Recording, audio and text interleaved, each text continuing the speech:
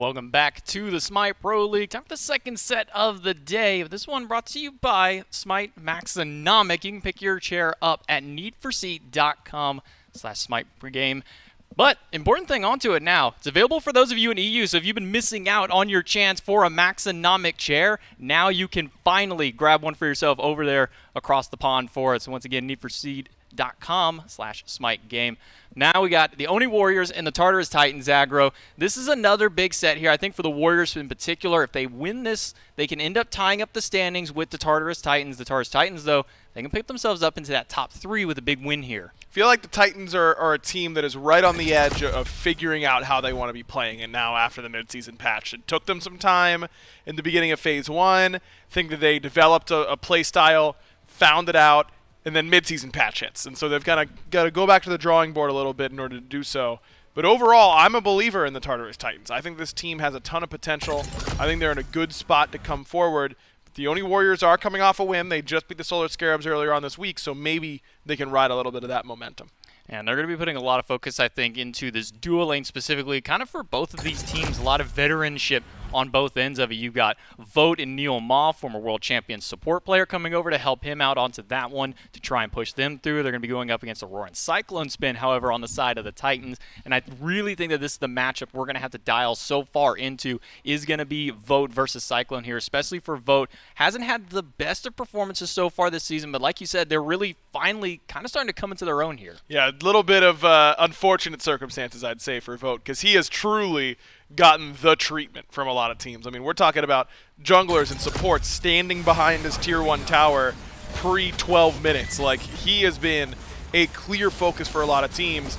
And if I were Vote, I would be choosing to take that as a sign of respect, that I need to be shut down or else I will win the game for my team. And largely that has been the case. He's done a really good job in the games where he's allowed to get off the ground running.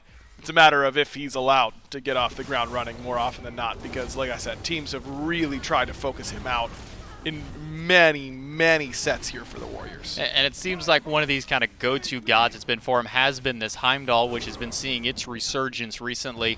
And I think that's where you've been finding a lot of comfort for him into that dual lane. So maybe we'll see the Oni Warriors kind of start prioritizing that dual lane draft early on, try and get their solid lock-in for those gods particular onto it. But, I mean, this is still a tough hill to climb for the Oni Warriors. I mean, they got to go against the Titans, also have some former world champions on that side. Yeah, the most world championship rings, like, ever across their whole team is what I think they had coming into this season. So plenty of experience on the other side. But for the Warriors, it's about making sure that Vote's able to get through that early game, make sure that he's nice and comfortable, play around the side lanes. That's what I always say with these Warriors, because Vote and Nika have looked like they're going to do the majority of the work for you given the opportunity.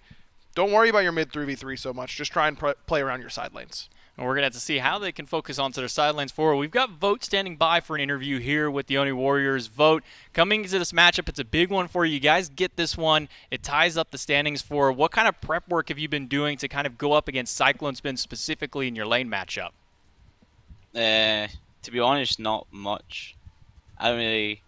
They were talking picks and bans like 5 minutes ago, but like, I don't know. I think it's that much, but yeah, we're thinking about stuff.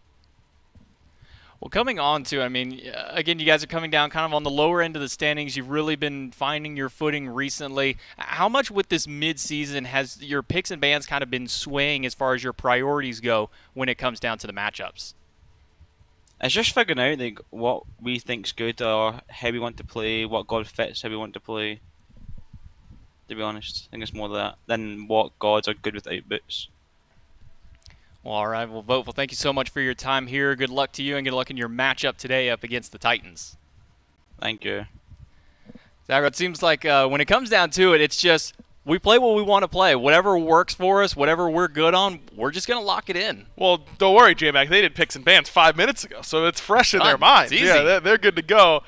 Vote's pregame interviews are always funny to me. He's always Vote's version of being locked in is so unique to him, but it works. I mean, this guy has been near the top of the ADC pool for a long, long time.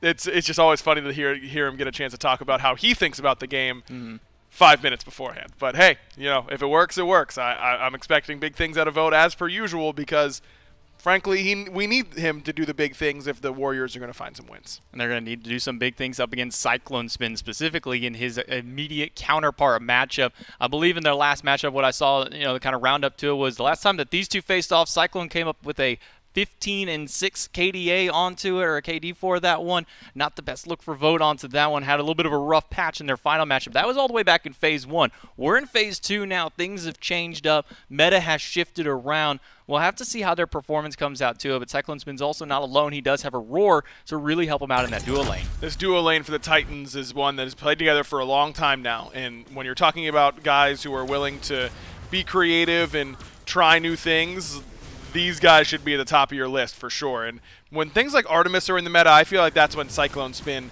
can be at his best. More aggressive picks that are willing to commit. Cyclone is not a guy who's going to play scared. He's not going to play picks that consistently need to run away. I don't think of Cyclone as a Jing Wei player. I think of Cyclone as an Artemis player, things that'll get in there, like maybe even the Izanami that continues to boast a pretty impressive win rate. I think it's still 100% after the set where Panda Cat played it twice yesterday. Maybe we'll see more of it from him today. Cyclone, this dates back even towards his solo lane days. This is a guy who just plays aggressive, plays what he wants, and like you said, doesn't play scared. This is going back to when he was playing a Wheelish solo, Uller solo.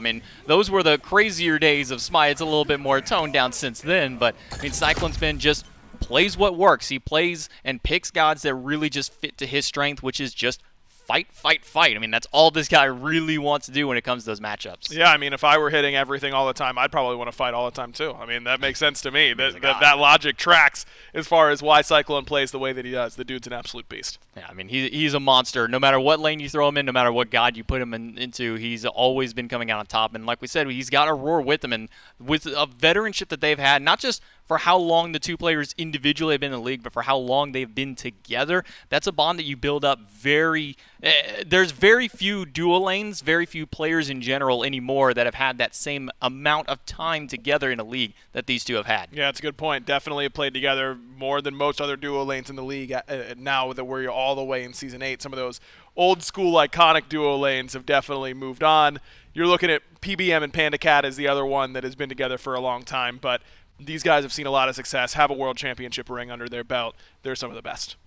With that, we are going to go into picks and bans for game number 1 here for the Oni Warriors and the Tartarus Titans, and kind of see where this initial draft starts to go. We've been seeing Neilma go a lot for these Kuzenbos, these much more aggressive, in-your-face supports. Do you think that we see them kind of shift that priority, or maybe even the Oni Warriors maybe take a shot away from it? Potentially. I think that, if Cyclone's going to pick something like Artemis, picking Kuzenbo to mess with that seems like it tracks to me. That's the right sort of spot you want to be in. That's one of the challenges overall right now, I think, though, with the Warriors, J-Mac, is that the way that they pick and ban, I'm always saying I like them to play around their dual lanes, but overall, I'm not really sure what they feel like their identity is. I've got my opinion on how it works, but how do they internally feel about the way that they're playing these games? Where do they want to be playing through? And that's what I'm looking for in drafts like we see today, where you're up against a team like the Titans, who is very good, near the top of the standings right now, sitting in that 3rd, 4th place. Can they come in with a cohesive game plan and be ready to take them on, especially when you know that the Titans want to secure that 3rd seed all themselves? And we are seeing this kind of rise of Odin again, I think, thanks to Final K bringing it to the solo lane. I know you've got your opinions onto it, and I kind of want to pick back into it. Odin as a first ban over anything else. How important is it to take Odin out of these compositions? Do you feel like he is a warranted first ban and or first pick? No, personally, I do not. I think that Odin is a very good counter pick. When we saw him yesterday, it was a really good pick for variety when you're looking at things like Mercury and Morgan Le Fay that are going to have difficulty getting out of that cage. It still feels like he's a little bit too one-dimensional in order to be a top pick that you can flex him around a lot of different spots. He can jungle, he can solo, he could theoretically support, but there are just things that I think are better right now. For specifically the Warriors to ban it first overall, that just tells me that they want to wait and see, open themselves up, hope that they get something like a Morgan Le Fay. Maybe they feel like that's very strong for Dardes. I think we saw him play that earlier on in the week, if my memory serves. That's a let's try and manipulate these picks and bans. So we ban something that we don't ban something that we think is very good, so that we can hopefully get it on the back end. We'll see what they prioritize. It will be the Artemis, taking that one out of Cyclone's hand and putting it into Votes instead, making sure that they can get their dual lane sorted out immediately onto that one. Not only that, we do see the Tiamat banned away. We saw the Emoja, and the Morgan Le Fay actually gets her first ban. I believe that's the first Morgan Le Fay ban we've actually seen so far. I think so. I think you're right, and that makes sense to me because Dardes, like I said, prioritized it. Titans might not be sure exactly where they feel like it falls, and just better safe than sorry. You know, the Titans know that they're a team that is favored coming into this just based on how these two teams have played recently. May as well just make sure that no curveballs get thrown your way. And with the Morgan Le Fay taken out of the picture, Titans immediately go over to the Raijin to lock that one in for their mid lane, so we're starting to get their 3v3 potentially here with the Osiris locked in. We do know the flexibility that it has. It's been played a ton in the jungle, not nearly as much in the solo lane anymore, so most likely we will see that one going the way of the jungle onto it. And on the flip side of it, they're going to answer in kind with another Guan Yu game. We haven't seen a whole lot of Guan Yu, but today now we're 2 out of 3 games that we're seeing him locked in. Yeah, all of a sudden might be starting to come back a little bit. I mean, Guan still does a lot of things really well. He still sustains through your team fight very well. He still prot treads pretty well, and if things like Osiris in the jungle are starting to pick up a little bit more tankiness over there, why not go with something like the Guan Yu to actually put some threat onto him? Khepri, 2 picks, 0 wins so far onto it. How do you feel about the Khepri on Neilma specifically for his playstyle? I like Khepri in general. I think he's in a pretty good spot right now. Neil, I think, can play Khepri very well. You know, we think of Neil as a little bit more aggressive, as you were saying. Things like Kuzenbo, Fenrir, those are the things that really stand out to me for him overall. But I really think Khepri's at his best when you're playing Khepri aggressively, where you aren't just sitting in the back line and waiting for things to happen. People talk about Khepri as not really having that initiation. I really like him up against gods like, say, a Morgan Le Fay, who don't have a mobility option. So if you just blink, abduct them, they have to beads, you ranged root them, they die. And it's pretty simple in those moments. I don't love Khepri up against Raijin in particular because Raijin's damage gets spread throughout a team fight. Khepri much better at identifying, hey, this guy's dying instead of we're all dying. And the ranged root doesn't matter super much against the Raijin because he just can dash away even when he's rooted. So I don't love the Khepri into what I'm seeing from the Titans so far, but in general, I think Khepri is quite good. Robin very early picked up here into the draft, 3rd slotted here for the Titans, giving that one over to Scary D into the jungle. Robin is kind of one of those junglers I always feel is more of like a counter pick matchup. You know, it was, the Poseidon hard counter was kind of what, Robin was for a little while. And now we're starting to kind of see him come back here.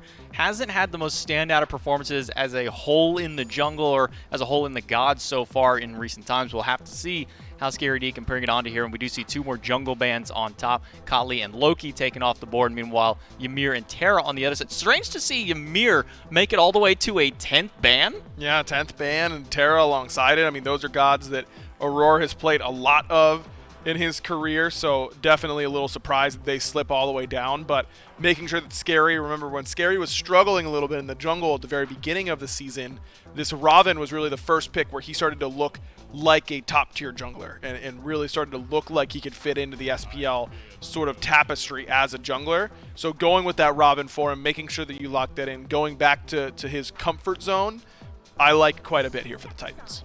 Well, with it, the Titans are also going to lock in the Ganesh for themselves to kind of go up against that. And I personally love the Elephant.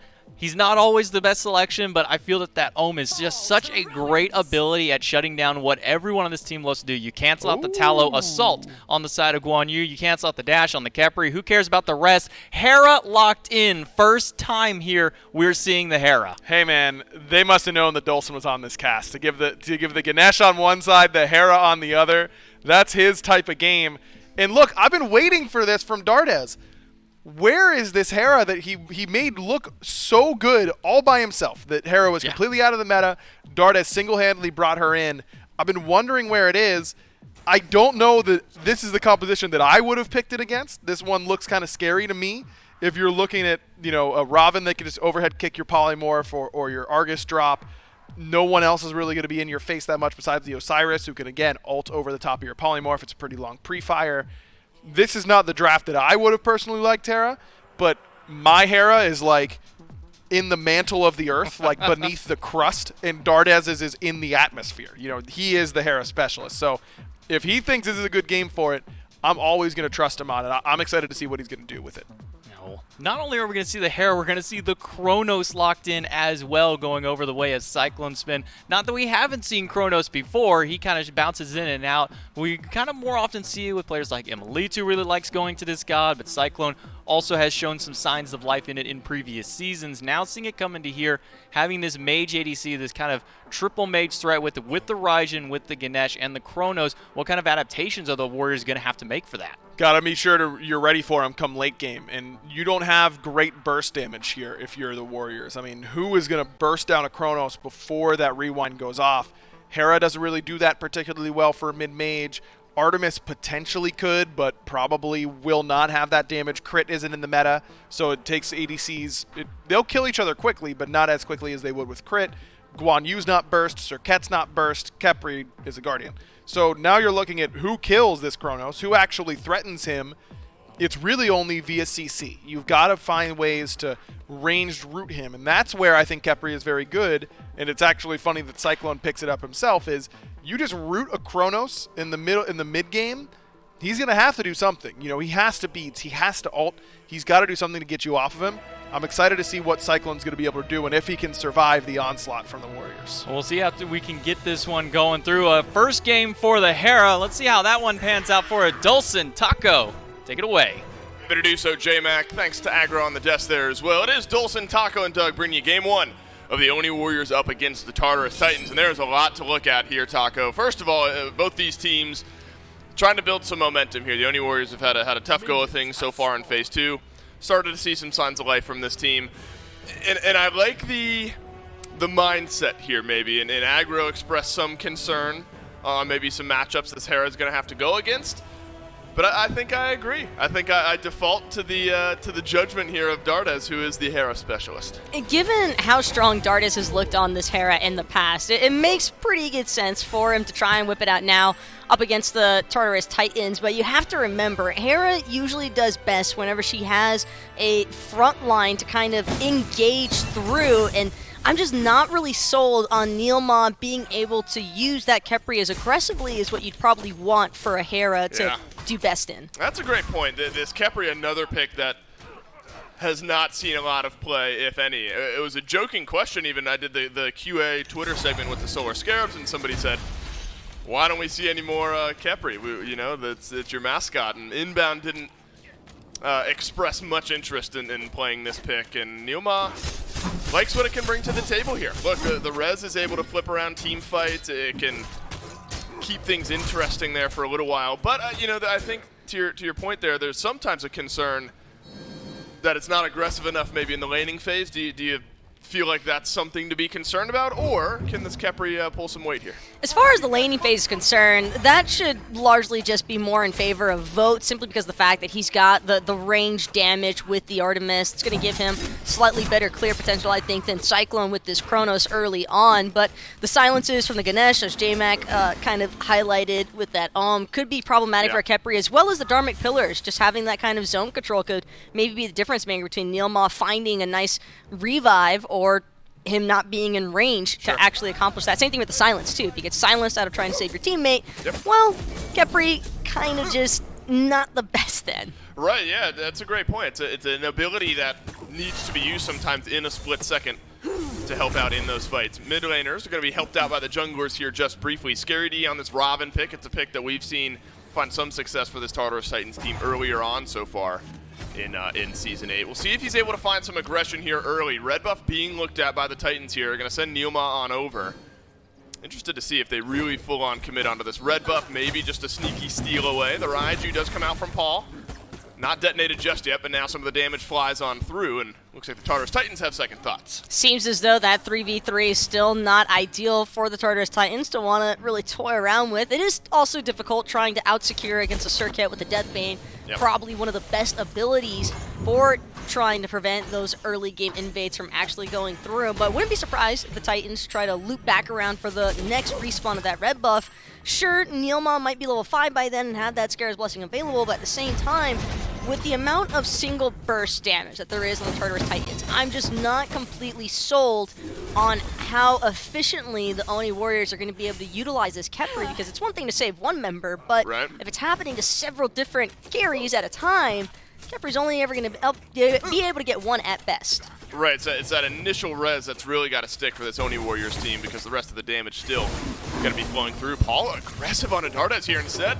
It's a Taiko drums. Could this be a solo kill in the mid lane? You don't see that often. Paul doesn't have much mana, waiting for the cooldowns there. Sidesteps the damage back in from Dardes. Just a little bit more damage, and the auto gets it done, and it's a solo kill in the mid lane. And this is where some of that early game aggression from the Tartarus Titans, they weren't trying to hide any sort of strategies here, Dulcin. Those are the early game fights that the Titans are going to keep looking for, and Paul, I think, just recognizing the map pressure not really decided in either side's favor, but now with that mid lane solo kill having taken place, definitely think that provides some avenues for the Tartarus Titans to keep reapproaching pressure onto Dardes. And you know what could be worrying here for the Oni Warriors is you've got this Kronos that feels like one of those gods that is pretty apt for Kronos. Seems to be a ticking time bomb sometimes, but by the time you get to the late game, there's just so much damage flowing through that kit. And Cyclone Spin has gone for something that's been popular on different mid lane characters, and you know, I suppose you could make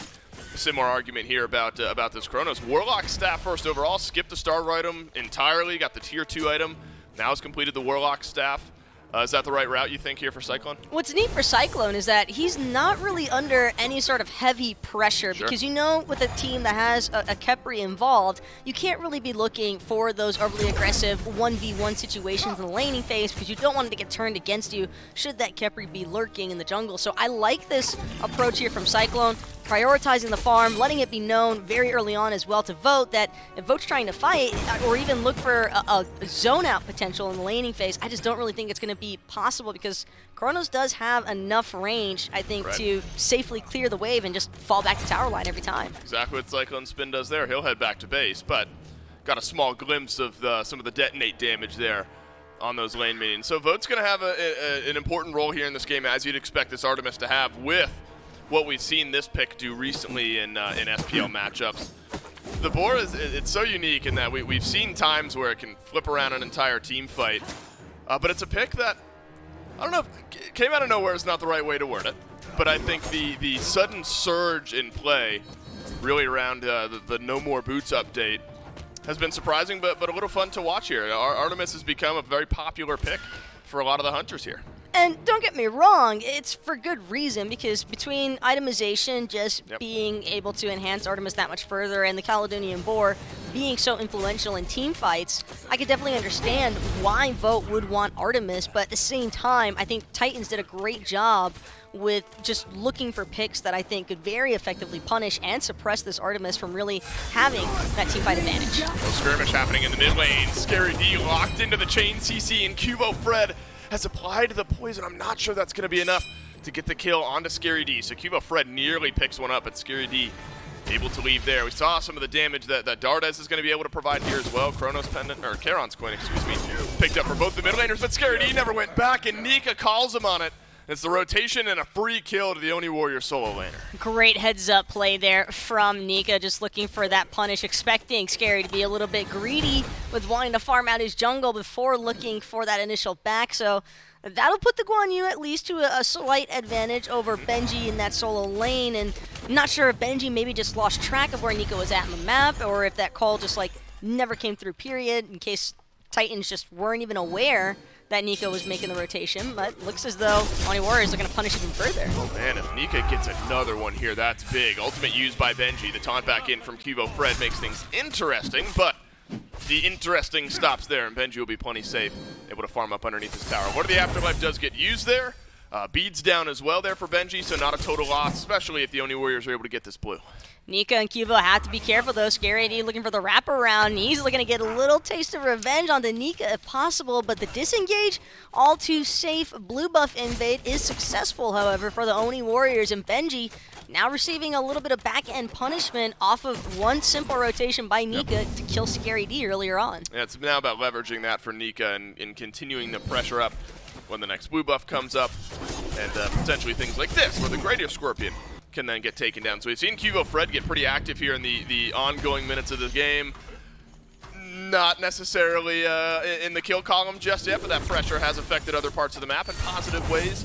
And so now Scary D, who got caught out on a, not even a back, just caught out in his own jungle a few minutes ago, on this early game kind of bridge pick that we like to look at this Robin as, might need to get some things going here for the Titans. What I'm really liking about Nika, though, so far, I mean, I know it's just one kill for now, Dave, and that's always a great thing, but more importantly, Nika is just diverting the attention focus from that mid lane, forcing the Tartarus Titans to have more responses be sent to the side lane, and that's going to alleviate some of that pressure that I think Dardes was starting to experience up against this Raijin, and being able to force out Scary D's ultimate earlier on as well. That was really well executed, I think, by the Oni Warriors jungle in response. So if Cubo and Nika can keep shifting the focus, then that might be enough for Dardes to kind of recuperate some of that early loss. All right, it's one level lead or one level discrepancy right now for Dardes.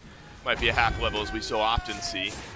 But you're right, Dardes didn't look wildly comfortable as the game started off here. Dharmic Pillar's down from Aurora, and Boar sent flying by Vote here. Scary D is rotating in as well. He's going to use the blink, and then the Mystic Rush on in, but it's a revive from Neoma to put Vote right back into safety. And a great route as well from Neil just to further ensure that Cyclone couldn't continue the chase, because that Chronos time speed warm-up is definitely more than enough to close the gap. Nika, on the other hand, he's again creating some pressure on that solo side of the map. Cubo is going to join him for another successful blue buff invade.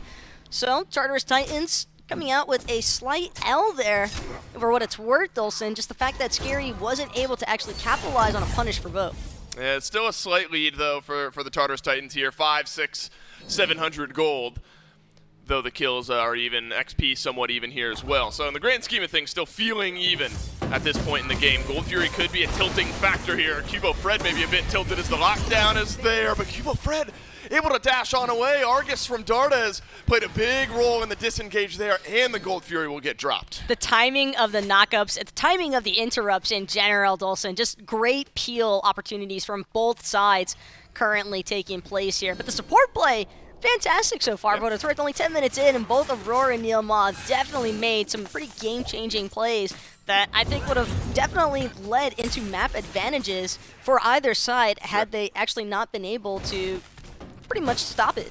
Yeah, I think that was a great rotation there from Dardes. Even just the little bit of damage and control that Argus could provide was helpful in keeping Cubo Fred on the map. And that, you know, the rolling implications of that pretty important there as well, because it was a Gold Fury started by the Titans and likely would have gone down if Cubo Fred died. So things remain stabilized at this point here in the game. Dardes come team fight time, I think, is going to have the ability to disrupt the Tartarus Titans in similar ways. It's going to be so unique, though, Taco, I think, to follow along with once those jungle fights start to break out, because you do have some semblance of space control, of course, with Argus and the polymorph and you know, everything else that Hera can provide. But Aurora with these Dharmic Pillars can really you know, maybe do it a bit more effectively in the jungle. So I think that's going to be fun to watch the positioning and the calculations of both of these teams playing around and with the types of control that they have. Well, Cubo looking to see if he can find a little bit of space controller, but Scary D is going to be on time for this blue buff respawn. No more freebies for Nika and Cubo Fred since Scary was able to rotate over. But to kind of elaborate with what you were talking about, Dave, I do like the way that Tartarus Titans, they have this super aggressive, super heavy dive on the backline sort of composition between the Raven, the Osiris, even the Ganesh. But more importantly, the way that Aurora has been using the Dharmic Pillars largely just to force out that initial Caledonian Boar so as to make it even easier for Scary to look for the pickup after the fact. How about this from Cyclone Spin? So Warlock Staff was the first pickup, which we discussed in all of its merits, and then into the Benevolence, and then Spear the Magus after that. So I guess we have seen this maybe with Soul, where you go a bit more you know, standard ability-based style of mage. So maybe Warlocks and Magus isn't all that surprising, but the Benevolence slotted in as the late star item, maybe just to keep Cyclone Spin on track. and get some extra gold in those pockets. Have to think about what that benevolence is going to be turning into, likely to be the animosity. Yeah, good and point. the other thing to kind of point out with that is if it is an animosity Chronos, like I believe it to be for Cyclone here, Warlock staff, all that additional health being added in, this also makes it easier for Cyclone if he wants to continue adding a little bit more health into the build, because again, it's only going to enhance that animosity. Right. And Neoma just completes his Gauntlet of Thebes. So both supports go with the aura defense-specific items. Sovereignty on one side, Heart Ward on the other for Neoma.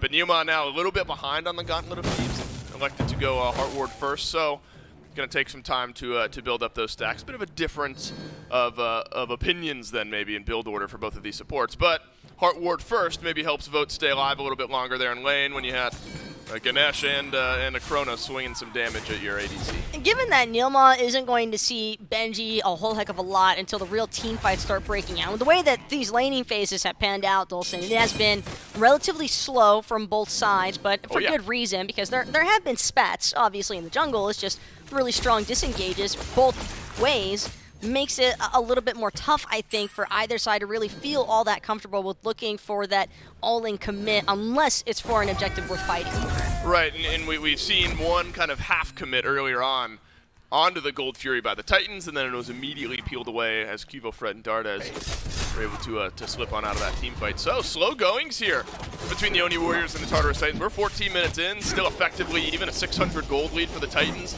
Nika and Kivo Fred have done a decent job of pushing that blue buff advantage that we saw earlier on. Scary D had to rotate over on time for the blue buff just a moment ago to make sure that one was secured as well. But it looks like since then, Benji has his blue buff right now. Since then, it feels like this Osiris is back to some comfort, able to get those blue buffs as long as Kivo Fred isn't around. I would argue, though, that Tartarus Titans probably should have had more control than what they've been able to assert, especially given the fact that Paul was able to find a First Blood solo kill up against Dardes. So I think it's really just a showcasing of the Oni Warriors doing a great job to kind of control the actual pace of the game with some really solid rotations, and all of the skirmishes are, you know, kind of sporadic and spread out. Currently, that's just to be expected at the pro level of play. If you don't have ults, if you don't have your relics ready to go, then there's just no point in really fighting. This is something we haven't seen in a little while as well. Numa, I'm liking dissecting his build choices and relic choices now as well.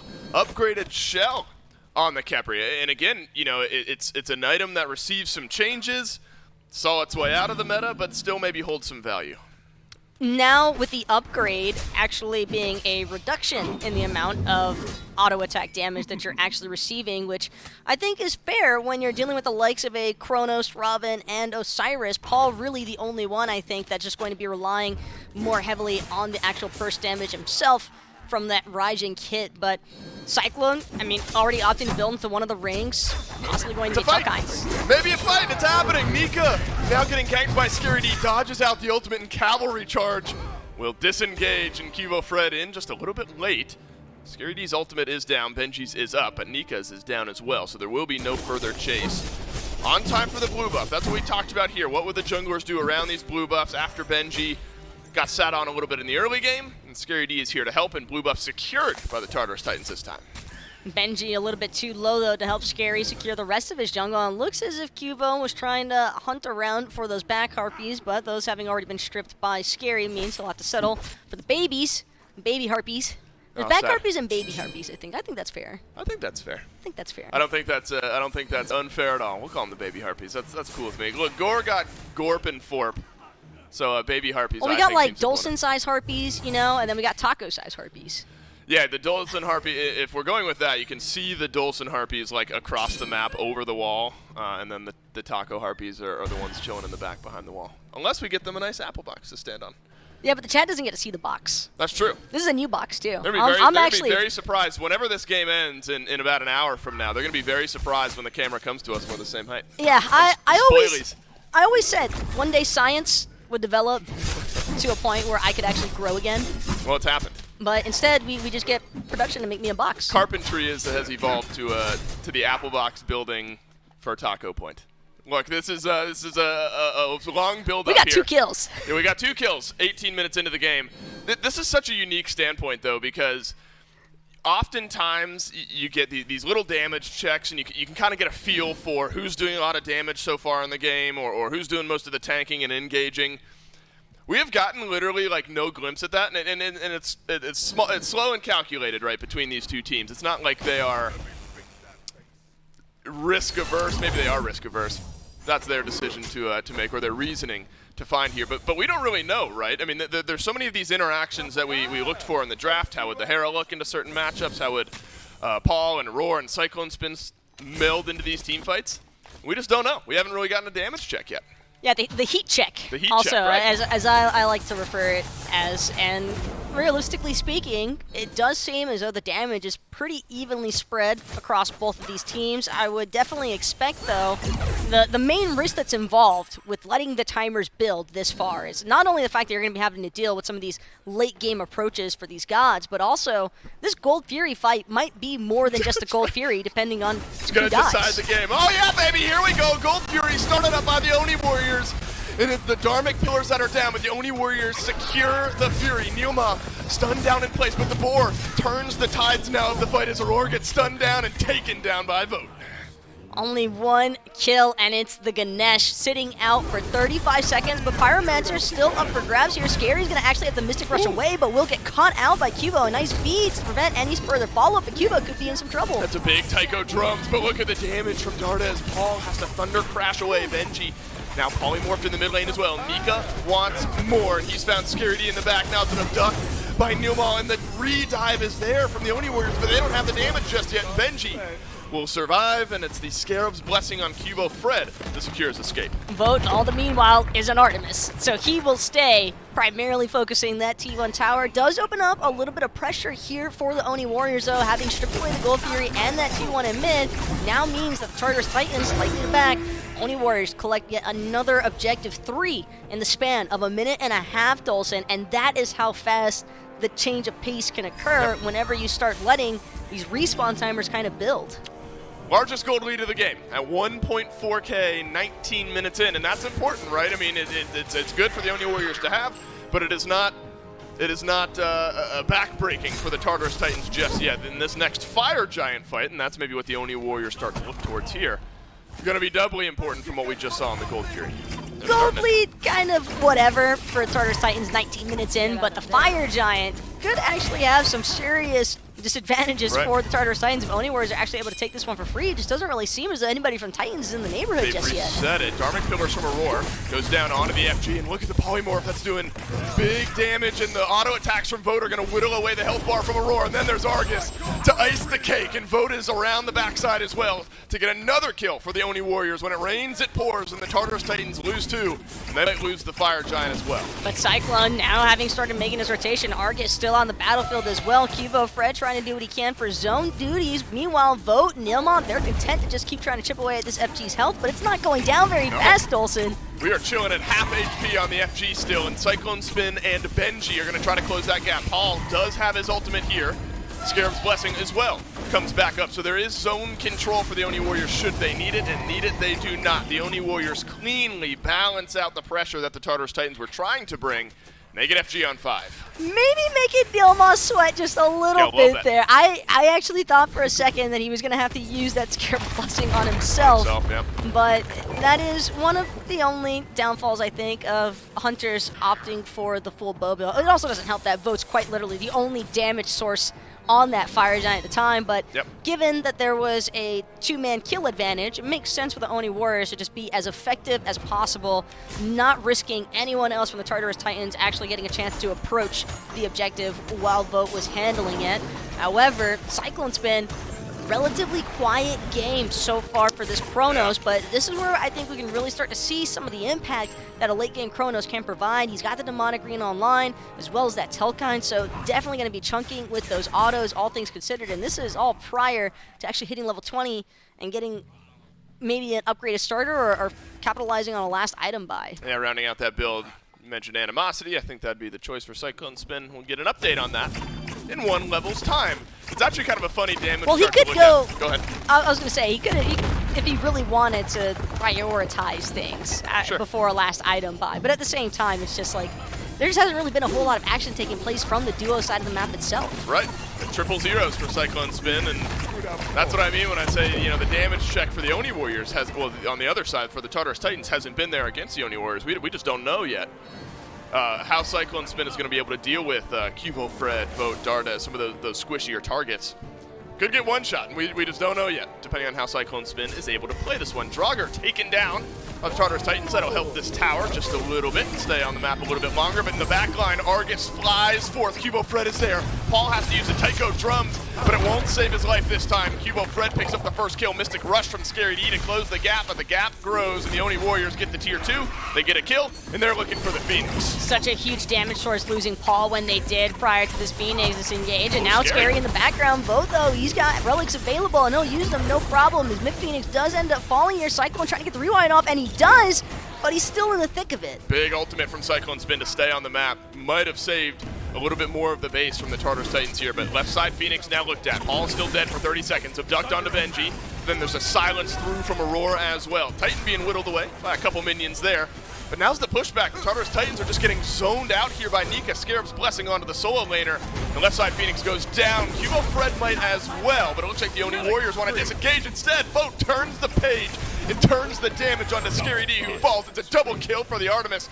And Aurora left running, make it a 3-piece, and Vote might have just finished the game. Vote looking for the Quadra still up against Cyclone Spin. Cyclone doesn't have a rewind anymore, so it is possible, but Cyclone will find a kill before getting taken out by the likes of Dardes. However, Vote, the delayed Quadra is still happening as soon as Paul respawns right back to the fountain, and the Warriors looking pretty good there, Dolson. Wow, that was a slow build-up, wasn't it?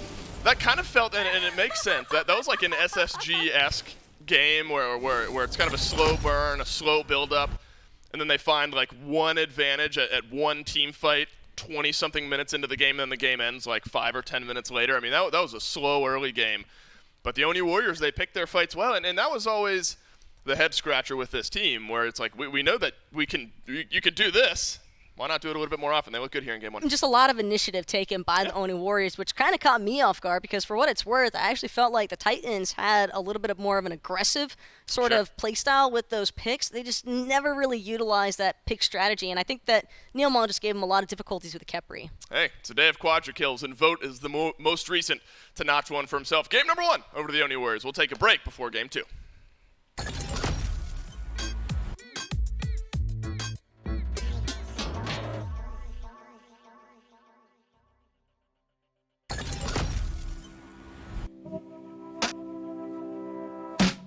I'm a selfish kind of person with a soul trying to fly. I aim to break the laws of nature and learn to love before I die. I was naked then, I'm naked now. And my nakedness is my sole account. I'm unfaithfulness, I'm a clown. But I tried my best, yes I tried.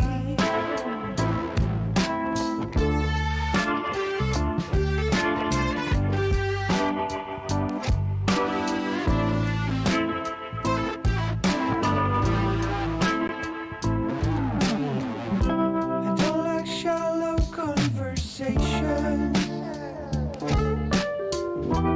even less when they go deep. In almost every situation, it's hard to tell if I'm for real. I was naked then, I'm naked now. And my nakedness is my sole account. I'm unfaithfulness, I'm a clown. But I tried my best,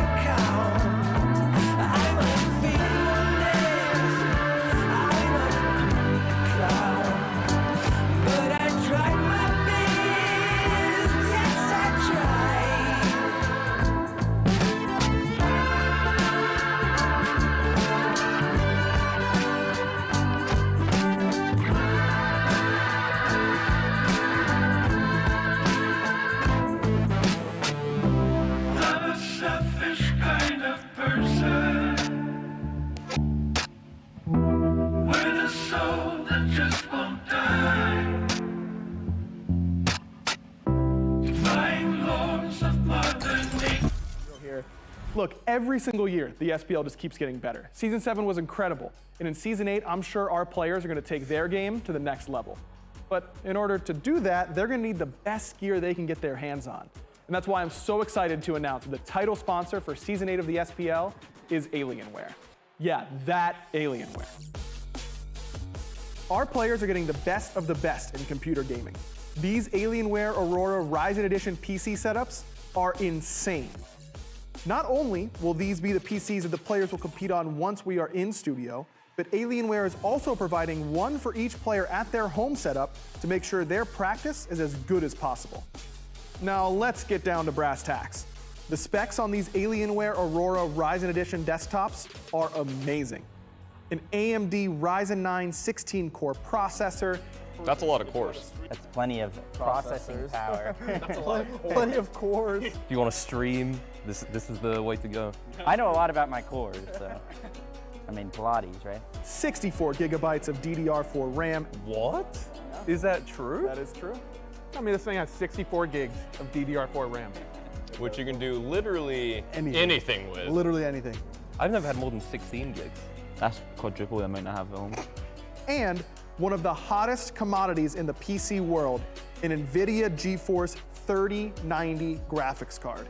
Insane how much better this is than what I have. The best graphics you really need, Ultra, of course. Content's gonna look good. And what's the point of all the power if you can't see it? Players will also be using the Alienware 25-inch 240 Hz monitors. Man, when I load into scrims with this bad boy, I'm gonna feed so hard. And it's gonna be in perfect picture quality. We are so excited to be partnering with Alienware for Season 8 of the SMITE Pro League. And the best part is, this VIP treatment, it's not just for the pros. You too can get the best possible SMITE experience. Just go to smitegame.com/Alienware and use code SMITEAW to get special discounts on some of Alienware's best products. Thanks again to Alienware. Make sure you're following them on Twitter and Instagram. That's at Alienware on both platforms. And you can join their community at alienwarearena.com. And you're telling me an alien wore this?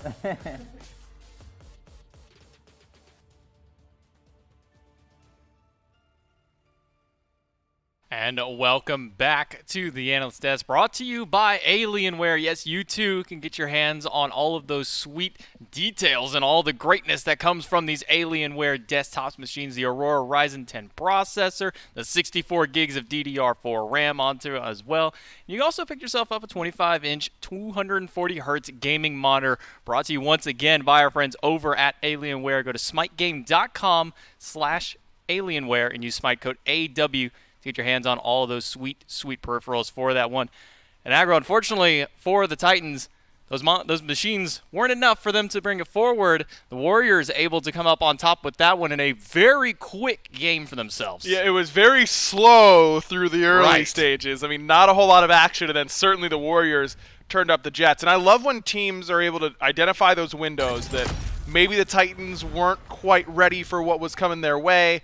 We win one team fight, we instantly start to keep pressure on. I mean, 18 and a half minutes, there's only 2 kills on the board, and it's a totally even game. 6 minutes from now, the game is over. And that's how you know that things got a little out of hand pretty quickly here for the Titans. And it was centered around Neil on this beautiful Kepri play. He played so well.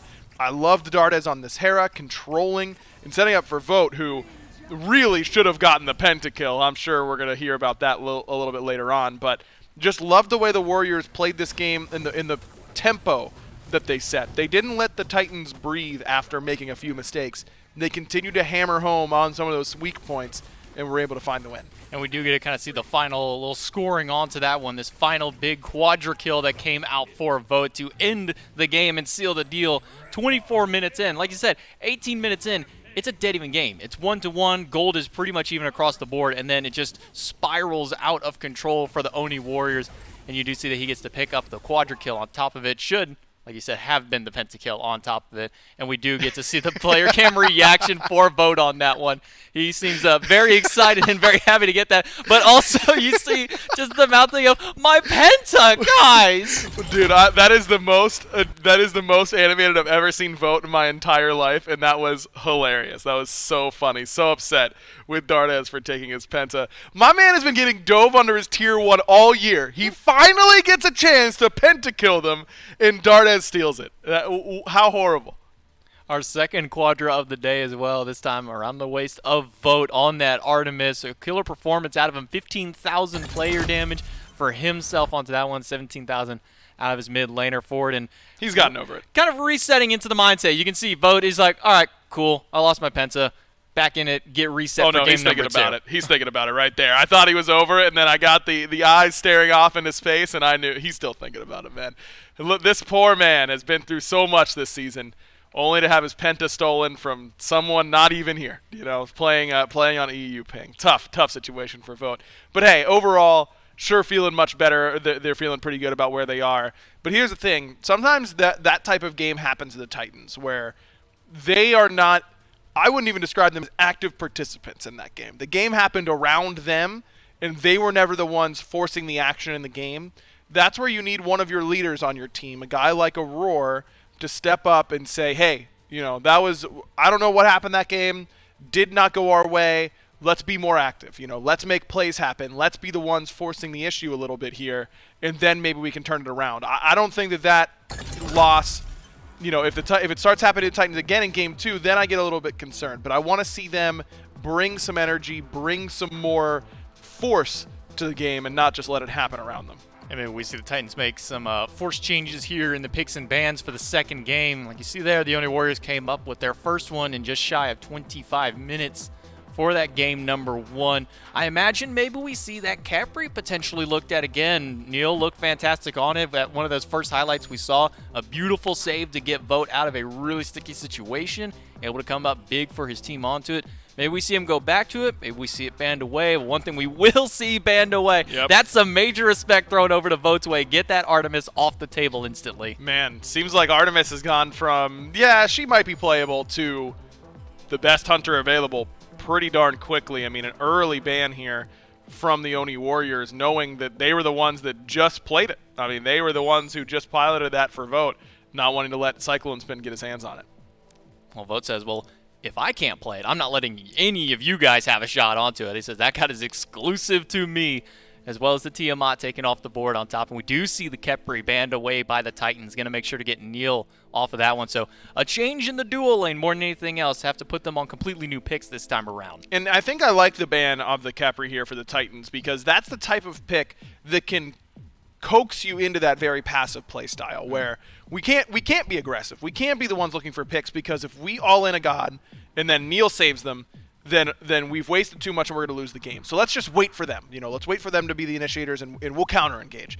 And then you just end up never doing the second part. You never end up counter-engaging. So taking that out of Neil's hands and giving your team some more agency in the game, that you can still be the team to say, hey, we're going to hit this guy at this point, makes a lot more sense to me. I like that ban a lot here for the Titans. Yeah, it's trying to rip through a second health bar that you don't have any abilities to be able to use onto it. You know, you dump, like you said, you dump everything onto the target. Neil comes by, says, and press 4. Yep. All right, guys, we're out of here. Let's go again. Let's just wait for them. You know, they burned, how many ultimates they burned? 3? All right, cool. We'll just get them on the next one.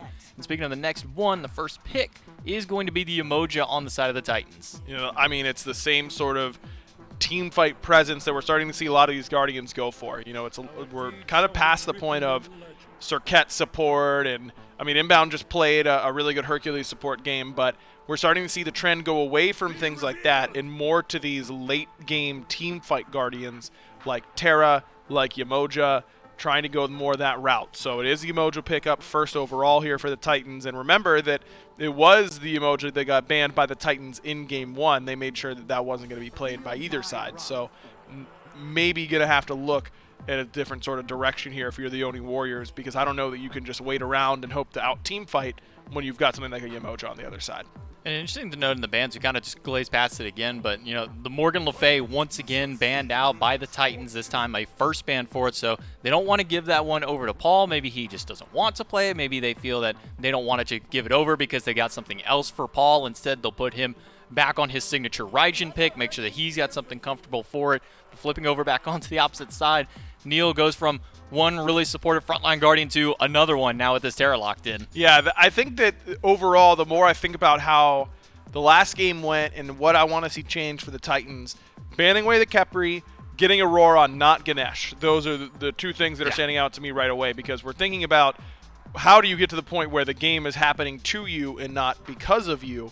And it's things like picking Ganesh that is only there to counter-engage for the most part. So I like this switch up. Go with the Umoja. I like the response here from the Warriors, though. Make sure that you have some sustain in order to match that in the late game, to have the ability to team fight alongside the prowess of something like Umoja, and Terra certainly fits that bill. Hera banned away from Dardes, maybe just a little bit of respect thrown onto that one, but I'm seeing Odin there. No surprise, we've been seeing him a lot, but Vamana banned away aggro? What's up with a Vamana ban out of nowhere? Yeah, I mean, Benji's played a lot of Vamana in his career, and maybe they're trying to be picking a mage that does get run down by something like a Vamana. I'm personally not a big Vamana fan. I've seen some more Vamana solo and ranked, like Benevolence Vamana, that kind of stuff. I don't know, man. I'm personally not a believer. I've never been a Vamana believer. I never will be a Vamana believer, and that's just how it goes. I'm a Vamana hater, and I'll say it right here. I don't care.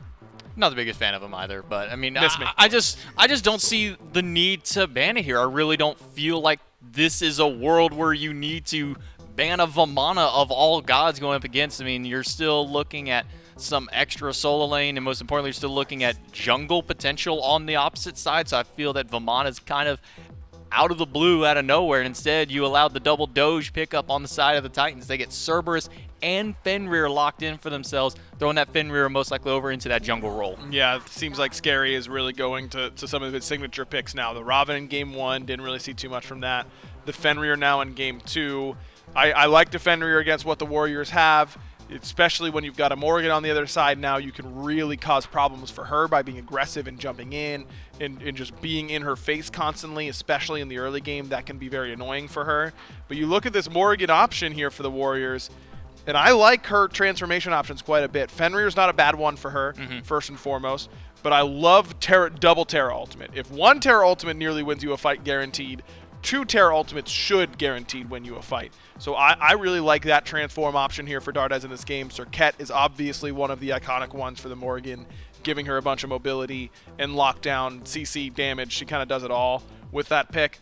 I like what the Warriors have drafted. It's fairly high execution. It's not an easy composition to run, but if Dardes can look like he just did on the Hera, that was one of the best performances we've seen from Dardes this season. No surprise to me that it's on one of his signature picks. He goes to the Morrigan, which he's tried a good amount this year, has had some hot games on it, has had some cold games on it, but with some good transform targets on his team, I think the Warriors, if they play with as much confidence as they did in Game 1, they might be able to find a 2-0 here. And that's one thing about the Morgan. We always talk about, the assassin potential transformations. You see, the Raven, the Hoonbot, Serket, Fenrir onto that one. But a lot of players do seem to forget that Guardians can do a lot of damage too, and they've got a lot of great CC, but especially the double Terra. Double Terra, you can also have now a Cerberus for yourself if you need to burn a lot of beads, or maybe pull somebody in onto that one. You can have the double cavalry charge out of a Guan Yu, can cause a lot of disruption. Yeah, I think this 10th pick Morgan is a really solid pick out of the Warriors,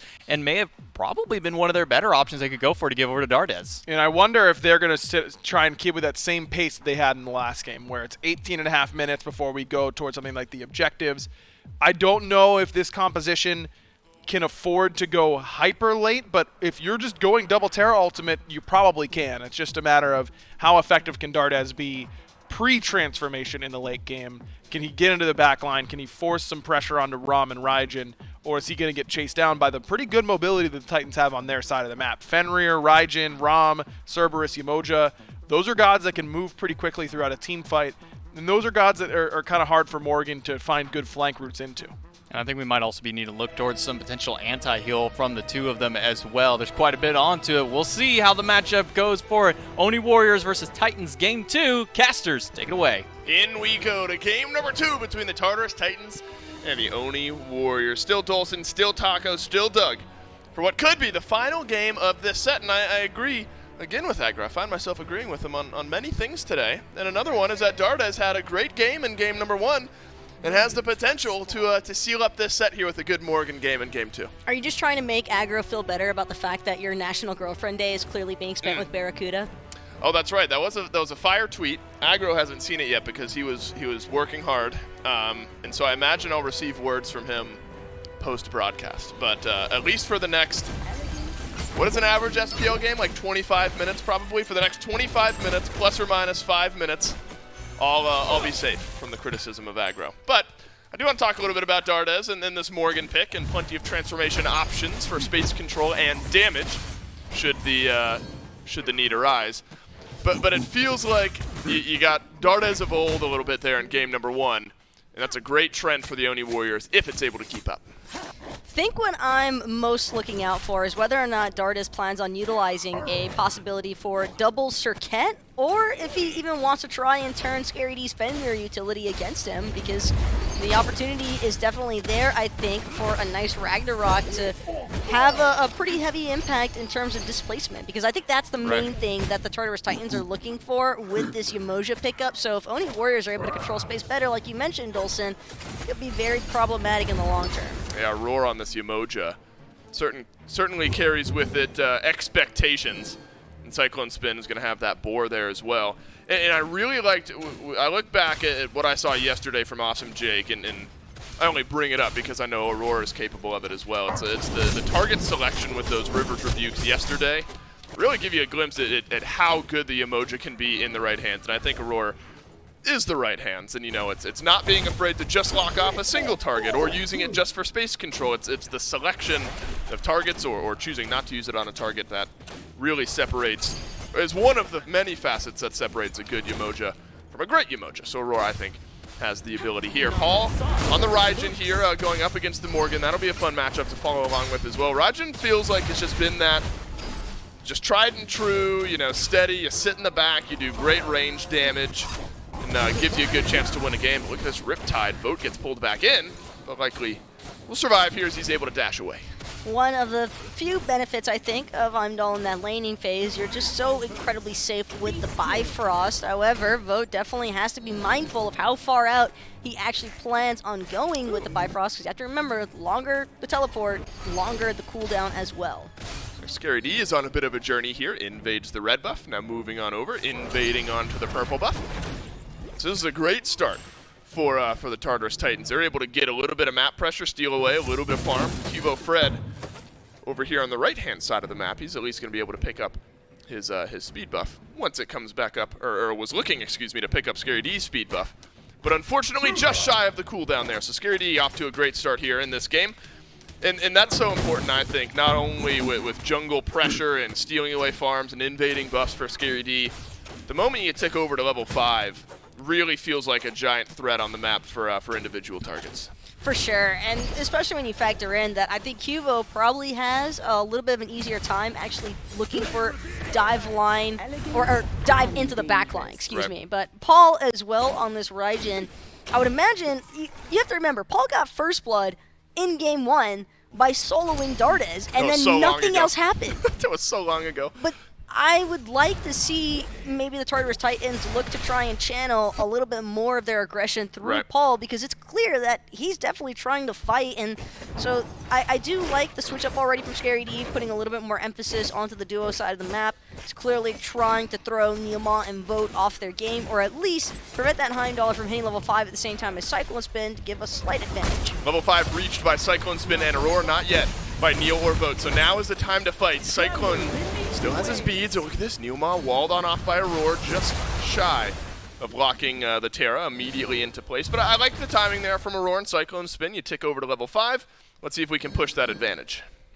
But with the ultimates having been expended, or at least losing that River's Rebuke might make it a little bit more complicated here for the Tartarus Titans to look for another successful purple buff invade. You can already recognize Cuvo trying to ensure that red buff doesn't get stolen away by Scary D yet again, and in fact, it's actually going to be Cuvo getting forced back because of Paul's presence, the Raijin, the rotations as well from Aurora, so Scary still maintains duo side map pressure with the rest of the Oni Warriors. Yeah, on cooldown, Or, red buff Titans. invade for the Scary D, and then immediately over to the purple buff for Scary D, and so now the last 2 reds and the last 2 purples have not been picked up by the Oni Warriors. Aurora trying to riptide away into safety. Scary actually get chased down by Dardus. There's 2 of them! And he's looking to find just 1 kill though. Scary D Ragnarocking away, but gets taunted back in by Dardes. Look at the chunk damage there. Will the tick on the end get it? No, it will not. And Dardes. On our graphic, we've seen slightly different colors between the 2. But look at this. It's now the 3rd red and purple buff that is getting pressure put onto it by the Tartarus Titans. This time the rest of the Oni Warriors are going to be here. They're going to try to close that gap, secure up the red buff for the mid laner for once here. Cubo Fred transforms, dashes on away, and then gets riptided back by Aurora. There was a stun on the other end of it. And so Cubo Fred will have to leave.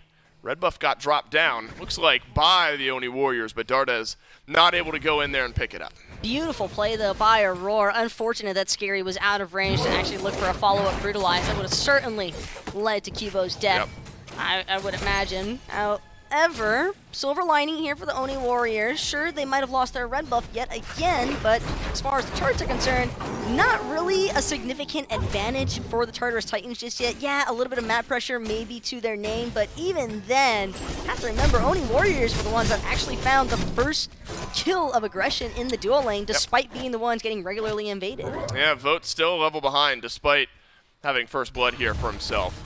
Did go back and pick up his purple buff at least, so purple buff secured by Vote and Neilma for the first time in a few rotations of that buff.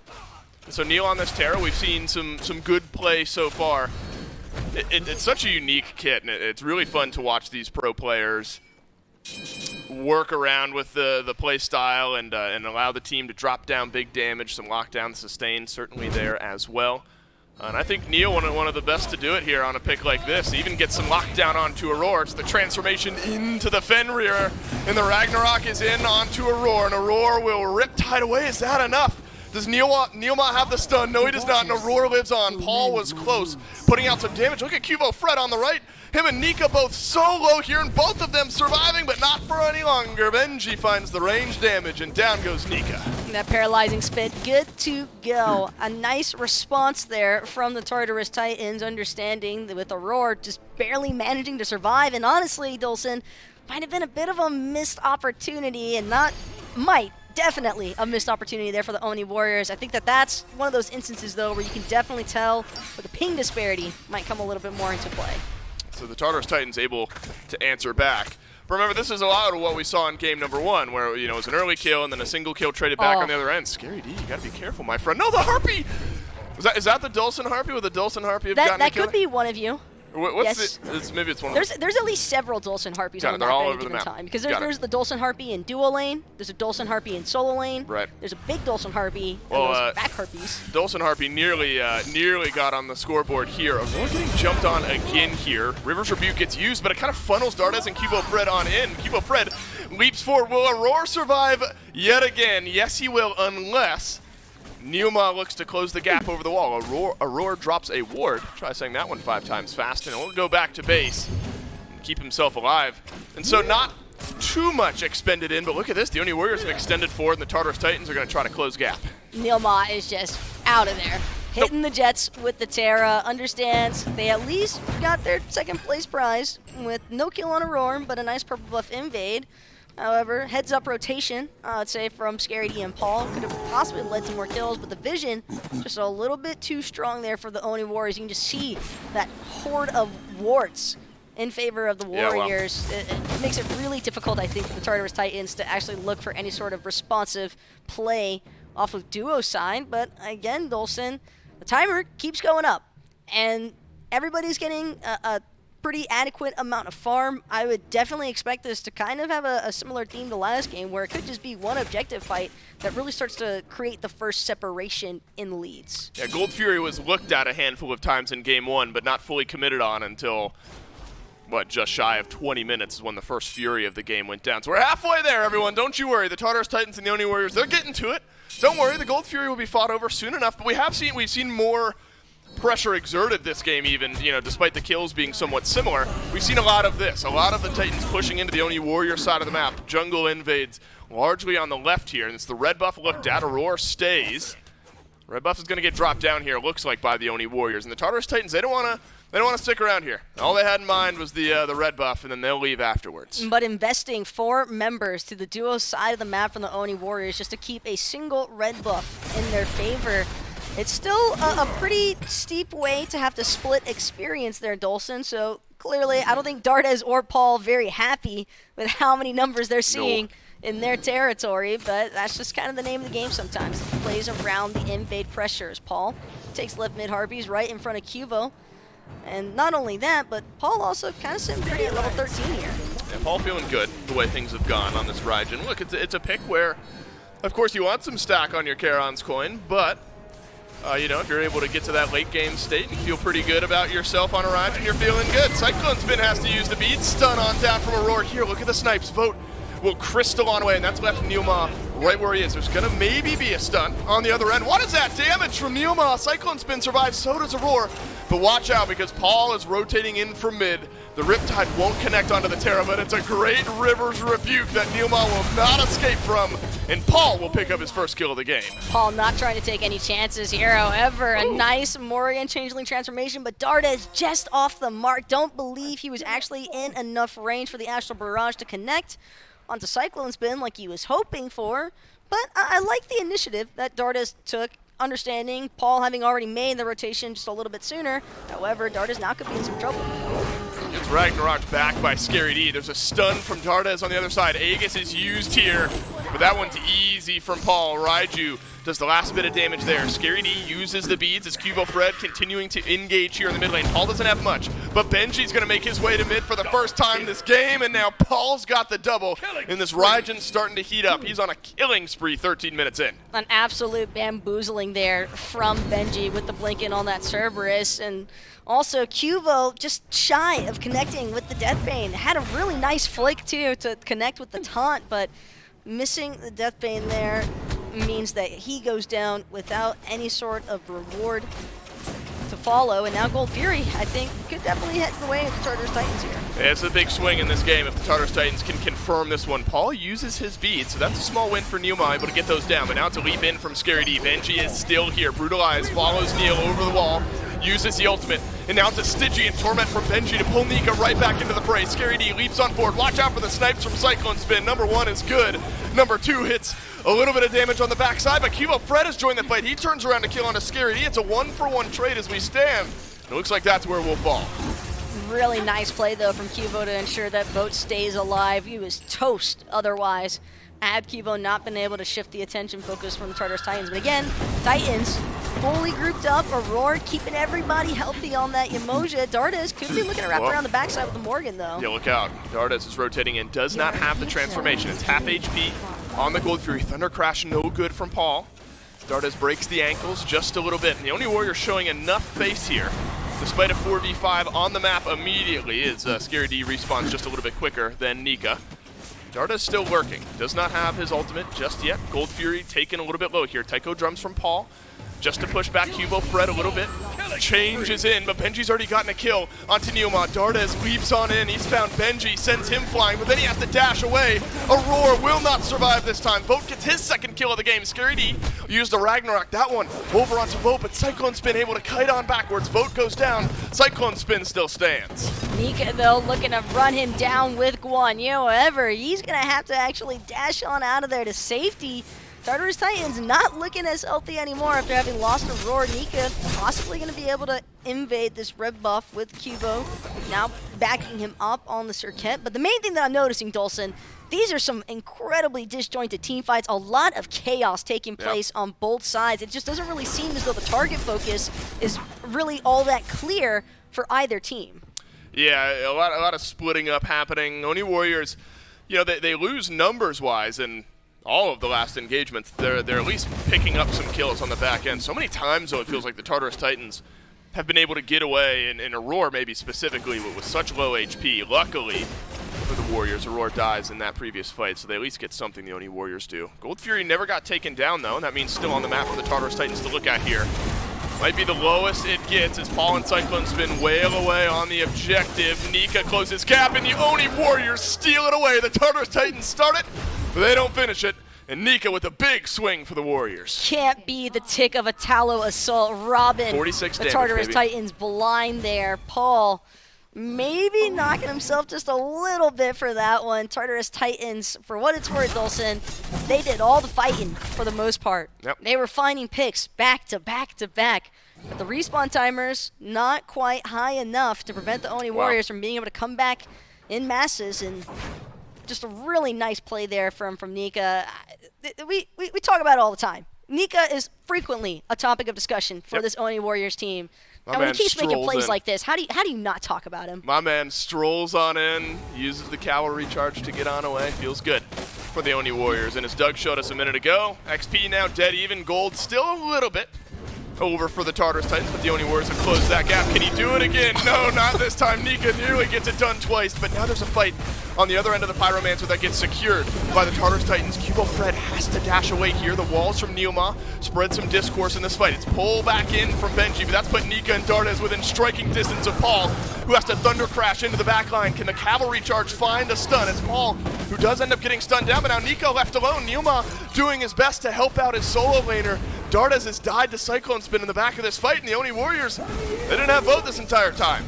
They didn't have Bo and Cubo just a little bit too low to stick around. Nika now trying to escape with his life here as Paul continued trying to chase him down in the mid lane, but Warriors just did not have the numbers for that engagement, and Tartarus Titans knew it and took full advantage of the situation. And now it's going to be a tier 1 tower by the Tartarus Titans. Should go down somewhat quietly here. The Oni Warriors electing to back on away.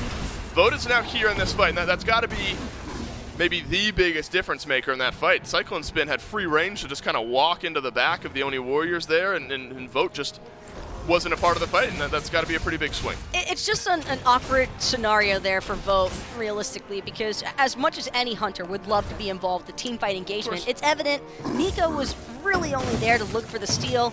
Cubo, Dardes, they have to back him up after the fact because it's evident that Aurora wants to just commit, understanding that, hey, Oni Warriors, they just don't have the numbers for this pressure here.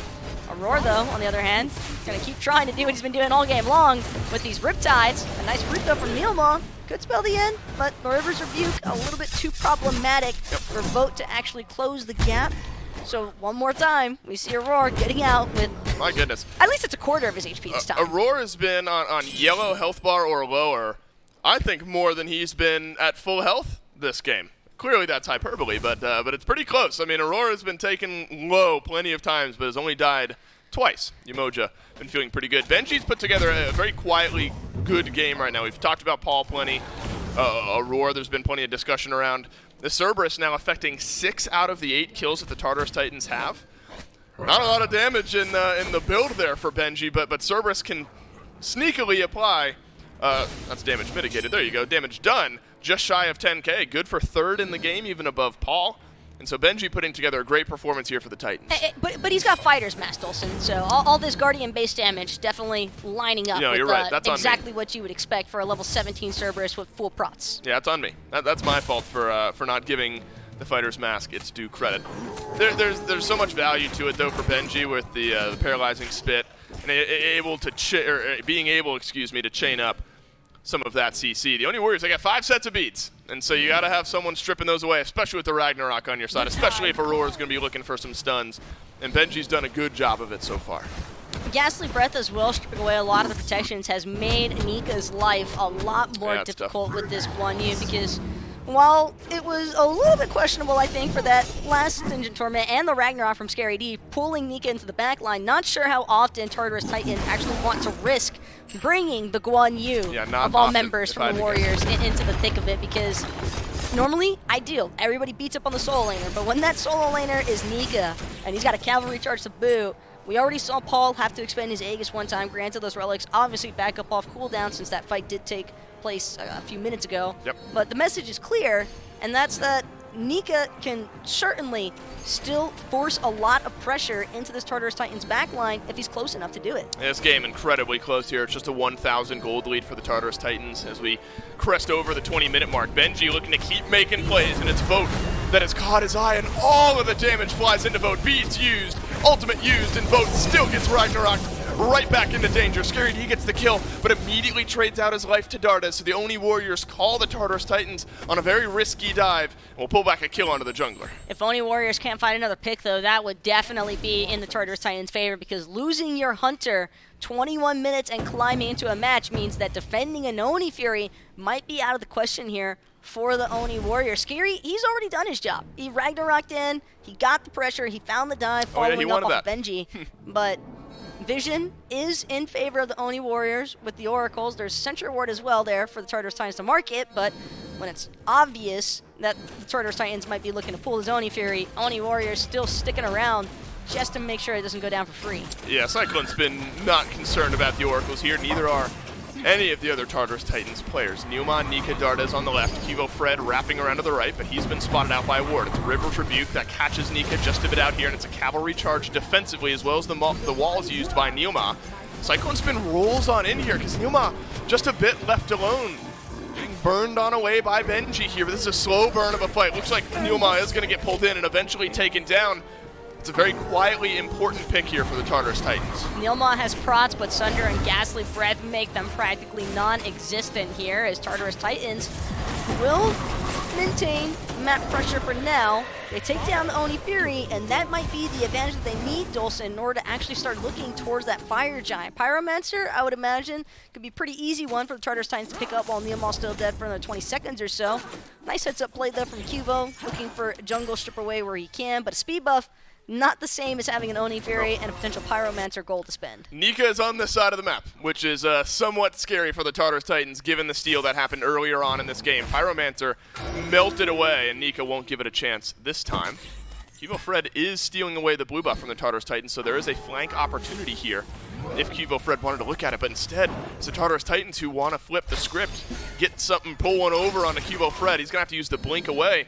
And so that'll mitigate a little bit of the engage potential if Cubo Fred otherwise can't find a flank. Smart blink, too, by Fred. While it might have seemed like nobody was going to be able to get in range, keep in mind that Benji's blink was actually soon to be available to him, so I do believe that Tartarus Titans could have definitely continued the chase there before Cubo's ambush and Deathbane were back up again. But the mobility of the Circuit, still pretty clear. The fact that Cubo was able to get out of that one, definitely nice, given the fact that Tartarus Titans were almost certainly about to start pulling that FG for real. Yeah, that was quick response there by the Oni Warriors, who have fallen behind pretty handily in the kills department, but again, that gold lead hasn't ballooned to anything all that scary. We're starting to reach the point now where XP is going to mean a little bit less while the players tick over to level 20. Still 500 in favor of the Oni Warriors. You don't often see that, where XP is for the team that's behind by about 2,000 gold. So where does that lie? I mean, still level 19 for both the solo laners, both mid laners have reached level 20, both hunters are level 19. There's a 1 level difference over in the jungle. So really, Taco, we are at the point now where before these item builds are finalized, gold is really all that matters outside of gold and XP.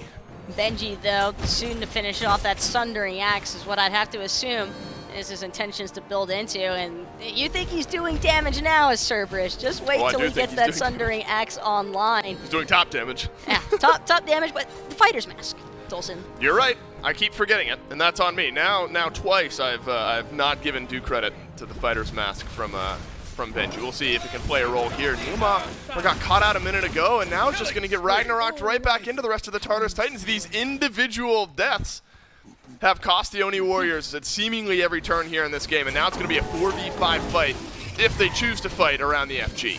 Nika trying to do what he can, but a little bit skeptical. Tallow Assault's going to work out twice in his favor. Cuba, Fred, and Dardas both spotted out by sentries, but it's going to force a disengage for the time being. Dardas is transformed into Terra in this fight as well. Paul uses the ultimate to get some range damage onto Dardas. Look at Cyclone Spin, he's alone in the back line, but nobody's turned around to get the kill. Cubo Fred left alone here as well.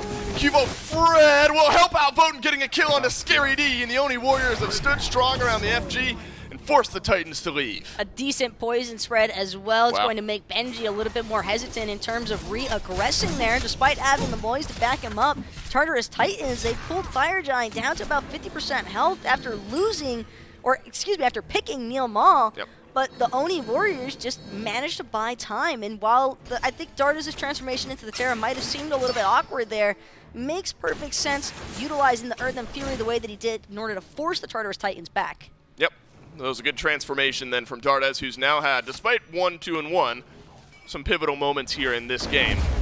Though the KDA might not give proper shout-outs to the game that he is having. All at 302. He'll have something to say around this FG. Neilma takes a lot of damage on the initial engage again.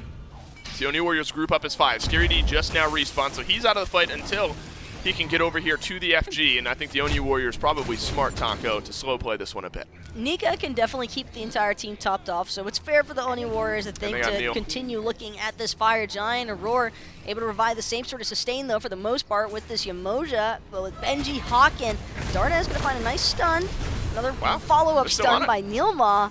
And it's half HP now on the FG. Yeah, they're still on the FG here. The Oni Warriors have not stopped this one, but now they do. Dardes transforms as he gets stunned down, but he's tanky enough as the Terra to stay in the fight a little bit longer. It's Ragnarok on a Cubo Fred. Watch out for the snipes from Cyclone Spin. They're not able to find a kill, but they're able to push back the Oni Warriors just a bit until the Oni Warriors turn things around. They've got one.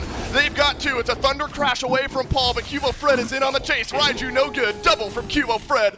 Double for Vote. And the Oni Warriors all but deicide the Titans. Aurora, the only man left standing here for the Titans, and not sure what else a Yamoja can really do here. This Fire Giant certain to go down in favor of the Warriors without a River's Rebuke or any sort of real steal capability or Aurora understanding. He's better off just falling back for the time being. And the real thing that I'm noticing, Dolson, is again, it's just so chaotic here for the Titans. Even though they have, I think, a little bit more separation utility with their kits, they're just struggling to actually combine for anything and hold that thought. It's going to be interesting. Aurora Riptide's on in. Neilma is low here. As Vote has not pulled off the FG. This is stopped. This is no longer a sure thing.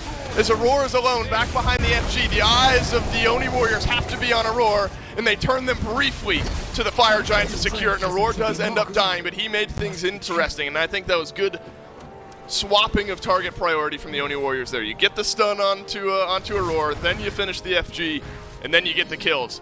A little bit scarier than the Oni Warriors would have wanted, but they get the FG nonetheless. Really want to emphasize, though, on the fact that Vote stopped DPSing the Fire Giant, even though it was just a Yamoja contesting.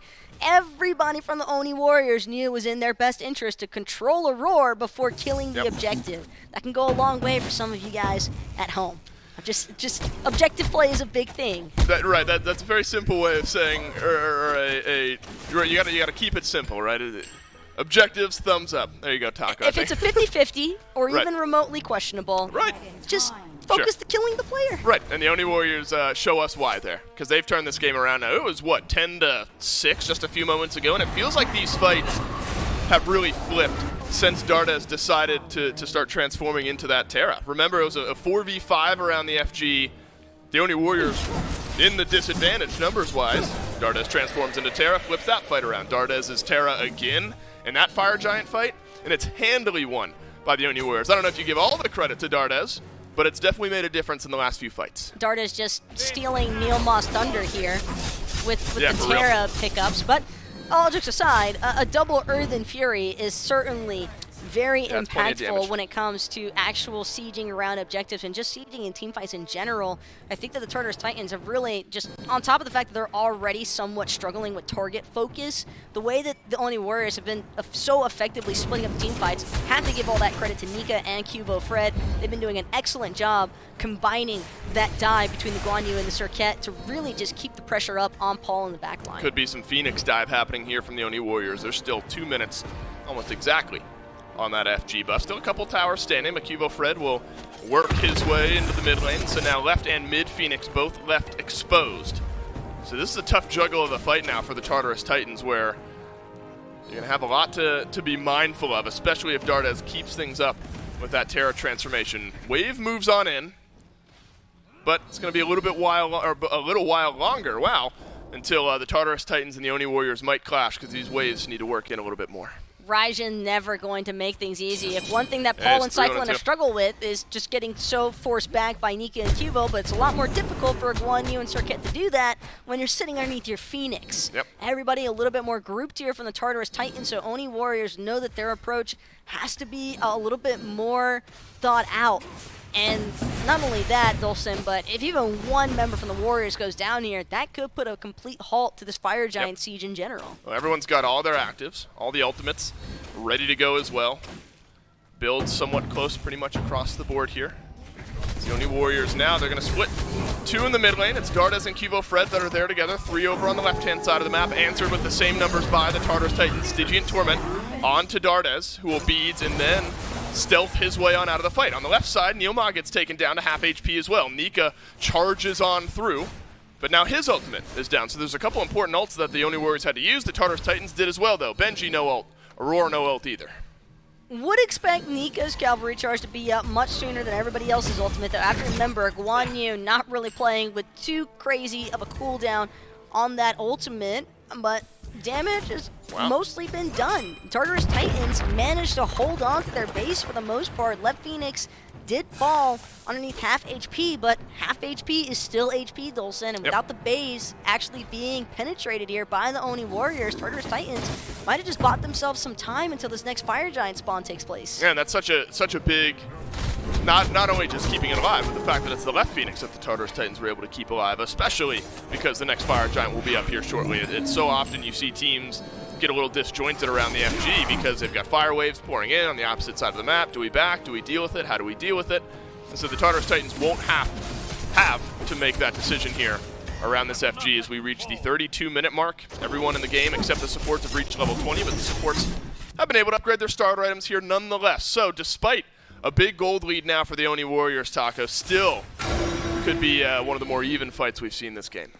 Gold lead still evident, but as for how impactful it really is, 32.5 minutes deep into a match, Olsen, that's where it gets a little bit more questionable here. Everybody pretty much approaching that level 20 mark aside from the supports. They're the only ones left out of the 20 crew currently, but that's just for the time being. The main issue here for the Tartarus Titans, Olsen, is that their base defense is solid. Oni Warriors are probably going to continue struggling if it weren't for the fact that this enhanced Fire Giant is spawning, but now the Titans have to be careful because last time they contested, 4 people died, aside from Aurora, and if that happens with these respawn timers now, it doesn't matter if Oni Warriors get the EFG or not. They can just end the game. Scary D started this game off well. It has since slowed down, 2-4 and 6, where on the opposite side, Neilma had a tough start to this game, largely at the hands of Scary D, but Neilma has turned it around 0-4-8 on the Terra. Very respectable slash line. The Oni Warriors on the enhanced Fire Giant now. Benji gets pushed on away. Dardes is in on the stun as well. Dash on in from Nika. Nika has found the back line, but at what cost? There's a River's Rebuke on the other end as Paul does most of the damage there to Nika's health bar, but the Oni Warriors, they're not done. They want to surge forward despite not having a solo laner left in this fight. And then there's a double stun on the other end from the Tartarus Titans as well. Damage pouring out from Cyclone Spin, who can now roll forward. And roll forward he does on the vote and finally notches a kill. Tartarus Titans getting the better end of the Oni Warriors. It's the River's Rebuke for me in that team fight, Dolson. Nika just too far out in front of the rest of the troops. Oni Warriors could not follow up as effectively as they have been. And Cubo also not able to stick to Nika's side. Just no way to really threaten Paul in the backside there. So much expended from the Tartarus Titans as well, but they just keep the Oni Warriors at bay, and now they'll take the Enhanced Fire Giant for themselves. Still 30 seconds until Vote respawns, so a chance, I think, for the Tartarus Titans to maybe look at that right side Phoenix.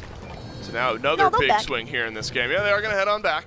The Oni Warriors still without 2 members, though, so interesting, but they got plenty of gold to spend up. The lowest I saw, I think, is 1,300 that Benji has for himself after that FG.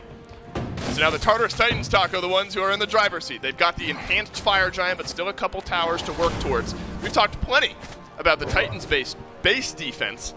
How comfortable you think the Oni Warriors are feeling come Phoenix defense time? It's a lot different when you're working with Morgan in comparison to the Raijin, because it basically boils down to, can Dardes successfully help his team establish a clear pick before a Phoenix goes down, Or is Morrigan just going to kind of be standing around the Phoenix? Dardas basically has to look for flank opportunities now for the Oni Warriors, because a lot of this Oni Warriors' success in the draft relies on them finding these wraparound engagements and just creating disjointment through the Titans. And we've been seeing a lot of that from Nika and Cubo. But again, the later it goes, the more difficult it's going to be to find those successful engagements for Nico and Cubo Fred when dealing with a Raijin and a Yamoja. Taco, a lot of time being spent dancing around this Oni Fury. There's 2 minutes and 30 seconds left on the enhanced Fire Giant buff, and the Tartarus Titans outside of a little gold from towers haven't been able to crack that much of the Oni Warriors base here. The Oni Warriors happy to just kind of sit and stall things out. They might even feel comfortable taking a fight, though it would be tough against an enhanced Fire Giant team. And so much time being melted away from this FG buff. Oni Fury down to half HP. We'll see if another steal is maybe in the book. Cyclone Spin has used his ultimate. He's got Dardas pretty low here. Half HP on the Morrigan. Tartarus Titans eventually grab the Oni Fury, and now the Oni Warriors, I don't think they want any more. They're trying to back off. Scary D went on tour looking for Dardas, unable to find anything, but Neilma could be dead here. Keep an eye on Nika as well on the backside, trying to create some pressure, but instead it's going to be Dardas with another follow-up here, and Cubo takes out Scary D and keeps it going. Vote's on the backline as well, trying to 1v1 onto Benji, but instead it's a 2v1, and Vote will win that one every time. So now 2 members dead of the Tartarus Titans, 3 left standing with the enhanced Fire Giant buff. The Oni Warriors lose Nika. But I think they did exactly what they wanted to do there, Taco. They wasted a lot of time from the enhanced Fire Giant. There's a minute and a half left on 3 members. Paul, Aurora, and Cyclone Spin, some pretty important ones to have the buff. I'm not sure much more pushing is going to happen. I think the Oni Warriors defended their base without really having to.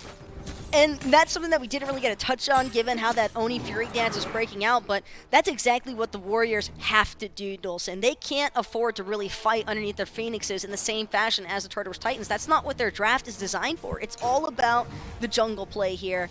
And if the Oni Warriors can keep forcing engagements in the jungle up against the Titans, that's going to be their best fight capability. Because it really just comes down, did Dardas find a kill? Yes, Dardas helped Cubo find the kill. And it's really just the annoyance that's involved with these invises, and keeping in mind that Morrigan's lasts for, I believe, like 6 seconds. She's running around with that enhanced movement speed, so she can close gaps pretty effectively. And I really think that Nika also did a great job there coming from the backside, completely caught Tartarus Titans off guard, and made it so that the target focus had to shift away from Neilma. Yeah, it caused a lot of concern for the Tartarus Titans. It looked like Nika was just going in alone and not doing a whole lot, but I think you're right there in your breakdown where it wasn't necessarily the death, but the time that it bought the rest of the Oni Warriors. And the fact that Neilma was able to draw some attention at the beginning of that fight as well, very important. He's turned his game around heavily since starting off a little bit rough, which I've mentioned now a couple of times. The Fire Giant, very close to being back to respawning here. That was a fight that the Tartarus Titans won last time, but the Oni Warriors before that had a great fight. So we're going just shy of 40 minutes here, Taco. I was going to say the enhanced Fire Giant would be the game ender, but it wasn't. But this next one could be very, very important, especially if one of the 2 teams finds another big multi-kill trade around the FG. I really just want to keep an eye on Scary, because I think he had the right intentions of looking to chase out Dardas after Rom was able to connect with a couple of nice Astral Barrage snipes. We saw Dardas hanging out, half HP, very killable for a Fenrir if Scary can find him. But Scary losing track of Dardas the way he did and still choosing to expend the Ragnarok regardless, that's the only reason I feel as though the Tartarus Titans really found themselves struggling to try and counter-collapse the counter-collapse from the Oni Warriors. Yeah, the Oni Warriors have developed a pretty good play style here over the last couple of weeks. We've seen a better team than what we saw early on in Phase 1. So still going through some growing pains, but a team that started to turn things around. Tartarus Titans, I think, in a very similar category there. They might, Gore will be able to confirm with me when I see him after the game. I think the Tartarus Titans were on, at one point, the largest winning streak of the year in Season 8 over there in Phase number 1. That's a good indicator for this team and their ability to show up for big games. But now it's about Cyclone Spin. It's about Paul letting that damage stick onto the Oni Warriors. It's a 4-1-4 Raijin full build. This is where you expect Paul to be doing some serious numbers and melting away the health bar of Neil or Cuvo or Nika when they do find their way into the back. double sunders as well for the Tartarus Titans here, so really just trying to make life as difficult as possible for Nika and Neil Ma. Also have to keep in mind that upgraded Ankh is going to provide a little bit more damage on whoever is actually trying to receive some of that sustain from Neil Ma and Nika, so it's just causing the Oni Warriors to stay on their toes here. But the Oni Warriors, they're still perfectly content with trying to take this Fire Giant down first. Dardes has got the stun onto Scary D. He has to immediately transform, and Terra is the choice yet again. Double stun from either Dardes or Neilma, but stun nonetheless. Cyclone Spin up in the air. He'll send some snipes on towards the Oni Warriors, but none of them result in a kill just yet. Vote has caught one with his ultimate, and so that'll crash right back down, and it's Benji who gets chain CC'd, but it's not enough from the Oni Warriors. Not just yet, but now Nika re-engages. Cubo Fred is there as well. Benji, the first casualty, and the Oni Warriors are happy with that. Cyclone Spin almost left out in no man's land. Got a little bit fortunate there, I think, that the Oni Warriors were more determined on eliminating the front line because they know without Benji, it's going to make life incredibly difficult for the Tartarus Titans to continue trying to contest this EFG. Nika, Dardes, Cubo, all hunting, and they found Scary. That stealth from Dardes was big. Got the stun onto Scary D. And now the Oni Warriors, they've dropped the Fire Giant entirely. The Oni Warriors, they want to fight, and they want to try to end this game. Double stun from Nika as Cyclone Spin takes that Riptide on back to safety. But how safe is he really? Not very, says Nika. And the right side, Phoenix being worked on. They don't even need the enhanced Fire Giant when these respawn timers are as long as they are. Dolson still another 20 seconds for Benji. Paul, no ultimate. Aurora, no ultimate. This could be the game to end. Could be the game. Benji is up in 15 seconds. River's Rebuke back up from Aurora, and it gets used, but it's not done all that much. The rest of the Oni Warriors walk around on the other side. Paul, he's going to try to do something here, but he's not got a lot to say. The Oni Warriors turn around to the turnaround, and they'll take the set in 2. Dardes using Paul's own kit against him, looking for that close. The Changeling, as well as the River's Rebuke, cooldowns coming down to the finish line here. Yeah, well. And even with Aurora having that River's Rebuke, unfortunately, you can't lock out an entire team from that Titan room. The respawn timers just ultimately the downfall here for the Tartarus Titans. Yeah, and it wasn't even this big team fight at the end. It was just an individual pick onto Benji, and then Scary D is too far forward and didn't respect the stealth from the Morgan that we've talked about. Dardes was doing some big damage numbers there by the end, helping lock down the priority targets. So the Oni Warriors, they show up big today. They get the 2-0 win over the Tartarus Titans to end this weekend in the SPL, but it's not done just yet. Stick around. Right after this, the desk will break this one down. Still a chance for that lane to find a kill, but instead it's solo lane that finds a solo kill. It's Nika with a solo kill on the King Arthur, and that is a scary, scary thought. I don't want to think about this King Arthur getting off to any sort of good start after what Nika did there in game 1.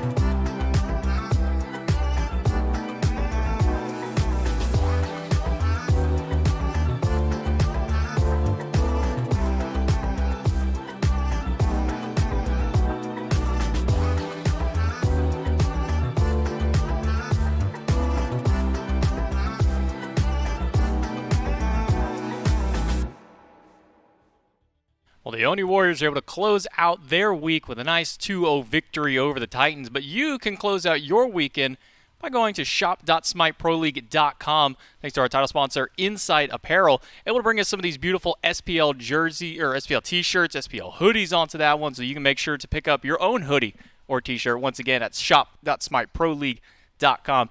And Agro, I thought we were potentially going to be seeing a Game 3 there. It looked pretty back and forth, but the beginning of that game, kind of rounding it all back onto it, it looked like almost a dead repeat of game number 1, except instead of 18 minutes where we saw the fight, we finally got to see it at 14 in what I would probably kind of consider the turning point, at least for the Warriors. They're able to get that Gold Fury steal. I mean, a huge play there by the Warriors in order to steal that away, but we just saw a real war of attrition between two teams that had a bunch of sustain on both ends. And whenever that happens, it really your margin for error goes way down, because you have to pick your exact moment where you can get a kill, and you have to really make it count, because if you miss one auto, you miss one ability, all this sustain is going to really change things. And this, to me, J-Mac, I mean, I know the Warriors played really well when it came to Phase 1 playoffs, and I was very impressed with that. This might be their most impressive set of the year for me, because I think they really did not come in and get bailed out by the other team making a lot of mistakes. It's not that, you know, they heavily outdrafted or anything like that. I thought that both teams came away with pretty good drafts. I think that this was the first time in a while that I've just seen the Titans, or the Warriors rather, come out and just play really good Smite. And if you're a Warriors fan, this has got to be so exciting for you, because this is a team that has way too much talent to be where they are in the standings. They know it. We know it. I'm sure they're lamenting it way more than anyone else. And I'm sure it feels really good to come out and find a 2-0 victory against a Tartarus Titans team that has not been struggling, that has not been dropping games they shouldn't. They've been playing good Smite, but today the Warriors came out and just played a little bit better. And I think one thing to also highlight was that Fire Giant that they did manage to pick up for themselves. An immense amount of discipline, something you don't see out of a lot of teams. Oh no, enemies coming quick, burn the Fire Giant as quick as possible.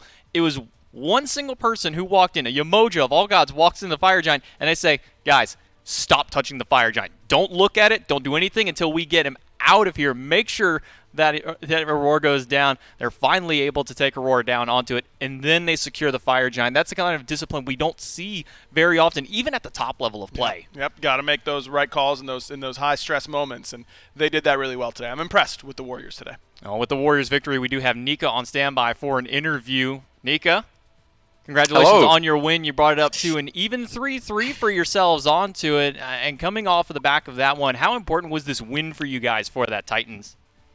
I think it was very important. I mean, not just for like standings and stuff. I mean, it's just to like kind of show ourselves that we're like already at a level where we can like take on the team slightly above us, like even with the disadvantage rep. I think things are like finally clicking in terms of like how we want to play the game and stuff. Game 1, super clean. Game 2, I mean, I was trolling pretty hard, I think, in hindsight. But I'm glad like we just showed like good mental strength to like stay in it, you know? Got some really good fights late game. I'm really proud of our team. Yeah, very slow-paced, and really both of those games, we were able to turn that one around and bring itself to a victory onto that one. Also, how upset is Vote still about not getting that pentakill earlier on? I mean, I know we saw the reaction. I think he's very emotional still, yeah. I'm going to have to console him later. Might see an angry Twitter post about that one later onto it. But, Nika, thank you so much for joining us onto that one. Congratulations on your win, bringing yourselves up to that 3-3. Thank you. Seems that they're pretty happy about that win there, Aggro, and they should be. They took down one of the top teams to kind of even out the standings amongst two. We're now going to have 4 teams sitting at a 3-3 record. Yeah, I think that the big thing for me for this Warriors team is that, you know, we know they have all this talent, and we understand the situation they're in. A lot of players playing from over in Europe. But what concerned me up until this set really is that we didn't see them even look like shades of themselves. They looked like totally different players, and that was really concerning. Today, they looked like a team that looked like Dardes to me. That looked like Fred. They were making Dardes and Fred-like plays and playing with a lot more confidence, and that's the thing, is that was the big thing this team was lacking, in my opinion. If they can start stacking some of these wins together, they could really start playing like their old selves, and they can rise up the standings pretty quickly. With the standings and on to that, we move into the schedule of what we did get to see this weekend. A very chaotic weekend of games. We saw the Leviathans taken down or get the loss over the Kings there. The Kings come up 2-1 on top of that. Oni Warriors managed to pick up 2-0 victories this week, once against the Scarabs and then with the Titans. A couple of 2-1s on Saturday, and obviously our 2-0s out today. And into the standings we go. Middle of the pack. 4 teams sitting at 3-3. Bottom 2 both sitting at 1-5, and then the 4-2 and 6-0 still at the top of the standings. Man, a big traffic jam right in the middle there, and to think that the Oni Warriors are now tied with the Jade Dragons and Atlantis Leviathans after the phase 1 that they had, really starting to hit that stride. Of course, top 6 is what's always important, it feels like, in these moments, and we're getting past that first half of the phase. We're starting to get into the point where it's going to, games are going to pick up. We're going to start broadcasting again on Thursday starting next week, so you have an extra day of SPL. You've got to start to buckle down now, and when you've got that many teams at 3-3, and look, let's be real. We know that Jade Dragons are not going to stick at 5th place or whatever they are. Those teams have got to try and keep pace now with each other because there might be some separation sooner rather than later. And I think that's something you may have just looked grazed over there. SPL back on Thursdays, a very big one for it, so we're going to get more action for it. You're going to see more games and more shakeups amongst the standing for it. We do have the next week's schedule available for you guys as well to see what we're going to be looking at here. And first off, on Thursday, Warriors taking on the Kings, Bolts versus the Valkyries. Then moving into Friday, we had the Leviathans versus the Valkyries, Dragons, and Titans. Then the Dragons have another game right after that against the Scarabs on Sunday. Bolts and Oni Warriors as well on Saturday with that. And then the Titans and the Kings and Leviathan Scarabs to round out the weekend. Man, what a reward for the Warriors getting a 4-0 weekend and looking really good. They get to go up against the Kings and the Bolts. Are you kidding me? The 2 top seeds that they've got to go up against. So we'll see if they can maintain that momentum. Maybe a bit of an unlucky place for their win streak to fall now in the schedule because they have their 2 toughest opponents, at least by standings, ahead of them. But who knows? I mean, if they even manage to go 1-1 in those 2 games, get 1 win against either the Kings or the Bolts, lose to the other, they put themselves in a really, really good position. So big test week for the Warriors to see if this sort of advancement is good enough to compete against the best of the best. We'll have to see how all the standings will shake up as we get ready to go into week number 5. But that's going to do it for us here at the studio for week 4 of SPL. We'll see you guys on Thursday for more SPL action. But until then, we'll see you later. Peach it.